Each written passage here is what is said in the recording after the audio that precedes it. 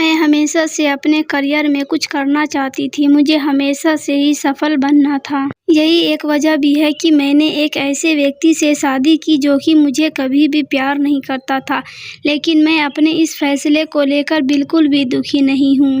ऐसा इसलिए क्योंकि उससे शादी करने के बाद मुझे वो मिला जिसकी अपने जीवन में मैंने हमेशा तमन्ना की थी।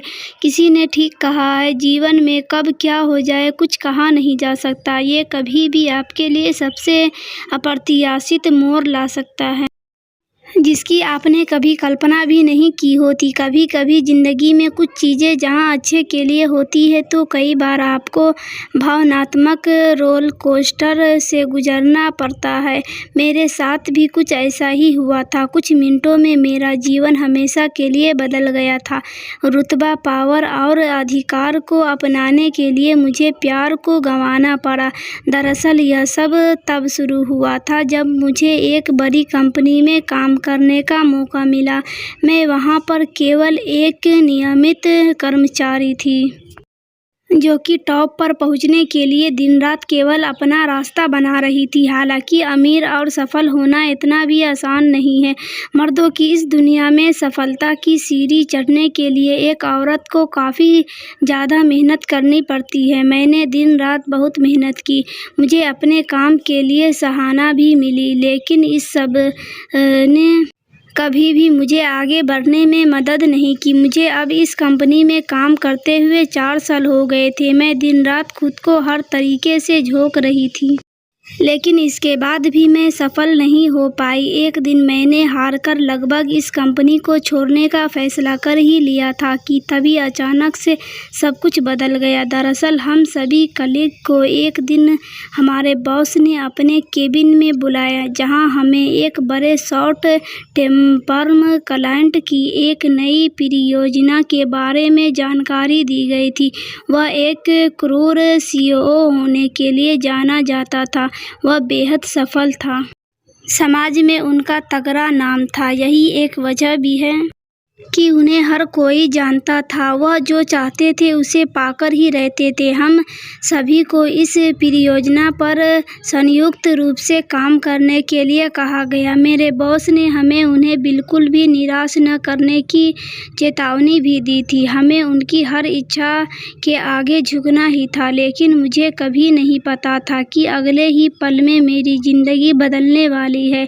एक दिन वह सीईओ हमारे ऑफिस में आए। उन्होंने हमारे बॉस के साथ एक बैठक बुलाई, जिसके कुछ ही देर बाद मुझे केबिन में बुलाया गया। इस दौरान मैं बहुत ही ज़्यादा डरा हुई थी। ऐसा इसलिए क्योंकि अगर मैंने कोई गलती की होती तो यह मेरा आखिरी दिन होता। लेकिन हैरानी की बात है कि सीईओ ने अपने बेटे के लिए मेरा हाथ मांगा। उसकी इस बात को सुनकर मैं एकदम जम सी गई थी। लेकिन मैंने अपनी बुद्धि लगाते हुए तुरंत पूछा कि इतना बड़ा फैसला सीईओ मुझे अपने परिवार में शामिल क्यों करना चाहेगा।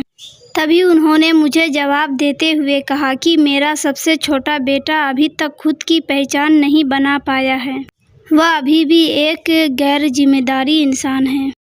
मैं चाहता हूँ कि तुम्हारे जैसी कोई लड़की उससे शादी करे। आप एक अच्छी इंसान हैं। जब आपने जिम्मेदारी लेते हुए काम किया तो मैं एकदम खुश हो गया था। आप मुझे मेरे पुराने दिनों की याद दिलाती है। उनकी इन बातों को सुनकर मुझे खुद पर काफ़ी गर्व हुआ। मेरे दूर के रिश्तेदारों के अलावा मेरा कोई परिवार नहीं था जो मेरे शादी के देखने के लिए परवाह करता है। ऐसे में मैंने सोचने के लिए उनके कुछ समय मांगा। सीईओ की इन बातों ने मुझे बहुत कुछ सोचने पर मजबूर कर दिया था। मुझे समझ नहीं आ रहा था कि क्या मैं किसी ऐसे व्यक्ति से शादी कर सकती हूँ जिसके बारे में मैं ज़्यादा नहीं जानती हूँ। क्या मैं ऐसे परिवार में रह पाऊँगी जिसके पास पहले से प्रसिद्धि, ध्यान और सफलता है। अगर मैं उनके परिवार में शामिल हो जाती तो मैं अपनी कंपनी में बहुत बड़े पर जा सकती थी। ऐसा इसलिए क्योंकि वह सीईओ के बेटे की पत्नी को छोटी भूमिका में काम नहीं करने देते।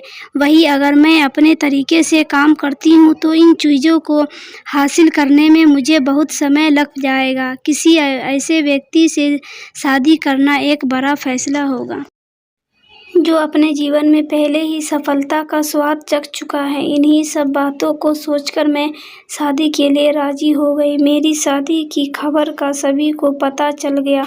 मेरे सहकर्मी मुझसे ईर्ष्या करने लगे थे।